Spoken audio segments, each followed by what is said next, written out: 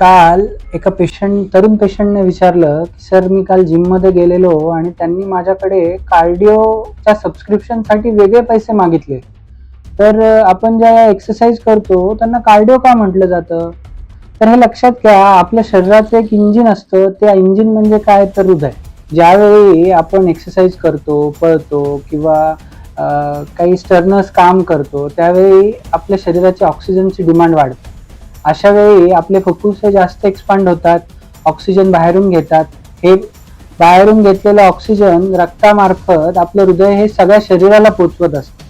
तर त्यामुळे जेव्हा कधी आपण एरोबिक एक्सरसाइज म्हणजे जॉगिंग, वॉकिंग, स्विमिंग किंवा पळणं या एक्सरसाइज करतो त्यावेळी आपण आपल्या हार्टचा एंड्युरन्स आणि स्ट्रेंथ वाढवत असतो.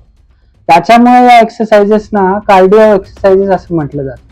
बाकी मसल्सचा आपण ज्यावेळी ट्रेनिंग करतो त्यावेळी त्या पर्टिक्युलरली त्या ग्रुप ऑफ मसल्सची ट्रेनिंग करतात आणि त्यांची स्ट्रेंथ वाढवतात. पण कार्डिओ एक्सरसाइजेस ह्या हृदयाची स्ट्रेंथ वाढवतात, हृदयाचा एंड्युरन्स वाढवतात.